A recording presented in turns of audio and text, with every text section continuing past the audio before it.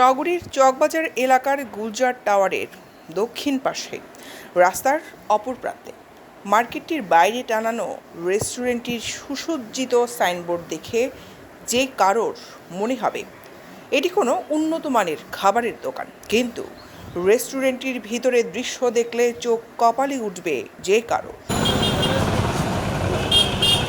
প্রশাসনের চোখ ফাঁকি দিয়ে মার্কেটটির দ্বিতীয় তলায় কফি ম্যাক্স ডার্ক নামে এই রেস্টুরেন্টের ভেতরে চলে অসামাজিক কার্যকলাপ। গোপনে ভিডিও করা হতো অসামাজিক কার্যকলাপের দৃশ্য। ভোক্তাধিকারের অভিযানে ধরা পড়ে রেস্টুরেন্টটির এমন ভয়ঙ্কর চিত্র।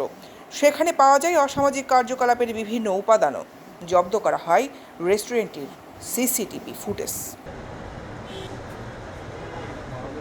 নগরীর এমন গুরুত্বপূর্ণ জায়গায় রেস্টুরেন্টের নামে অনেক দিন ধরে চলছে অসামাজিক কার্যকলাপ। এমন অপকর্মের সাথে জড়িত থাকার অভিযোগে 50,000 টাকা জরিমানা করে প্রতিষ্ঠানটিকে সিলগালা করে দেয় জাতীয় ভোক্তা অধিকার সংরক্ষণ অধিদপ্তর। দুইটা প্রতিষ্ঠানে আমাদের ভোক্তা অধিকার আইন অনুযায়ী সব ঠিক আছে কিনা, রেস্টুরেন্ট চলছে কিনা, এই বিষয়টা দেখার জন্য এসেছি। তো প্রথমটাতে এসে আমরা ভোক্তা অধিকার আইন অনুযায়ী আমরা দেখতে গিয়ে দেখলাম যে নোংরা অস্বাস্থ্যকর অবস্থা তো রয়েছে, এটার পাশাপাশি অসামাজিক কার্যকলাপ তারা করছে। তো এই বিষয়ে আমরা লোকাল থানাকে জানিয়েছি এবং প্রতিষ্ঠানটা সাময়িকভাবে সিলগালাও করেছি। আমাদের আইন অনুযায়ী ওই প্রতিষ্ঠানকে আমরা 50,000 টাকা অর্থদণ্ড করেছি। এদিকে অস্বাস্থ্যকর পরিবেশে খাবার রান্না করার অভিযোগে চকবাজারের দাবার রেস্টুরেন্ট নামে আরেক প্রতিষ্ঠানকে 1 লাখ টাকা জরিমানা এবং সিলগালা করে ভোক্তাধিকার। রেস্টুরেন্টটির খাবার পরিবেশের রুমে পরিষ্কার পরিপাটি দেখা গেলেও রান্নাঘরটি যেন ময়লা আবর্জনা স্তূপ। খাবার সংরক্ষণের ফ্রিজটিও যেন তেলাপোকার প্রজনন কেন্দ্র। প্রতিষ্ঠানটার নাম হচ্ছে দাবা। এটাতে এসে আমরা যেটা দেখতে পেলাম যে প্রচুর পরিমাণ তেলাপোকা, শত শত তেলাপোকা ফ্রিজে আছে এবং চারদিকে ছড়াই ছিটিয়ে আছে, হাঁটতেছে এবং ফ্রিজে সালাদও রাখা আছে। আর এরপরে যে জায়গাটায় ওরা থালাবাটি ধোয় সেই জায়গাটা প্রচুর পরিমাণে ময়লা, এমন ময়লা যে মনে হচ্ছে যেন এটা একটা ডাস্টবিন, এইরকম অবস্থা করে রেখেছে। আর ফ্রিজে হচ্ছে কাঁচা মাছ মাংস একসাথে রেখেছে এবং সেখানে আবার দধি রেখেছে। এরপর হচ্ছে পুরনো বাসি খাবার তারা এখানে রেখেছে।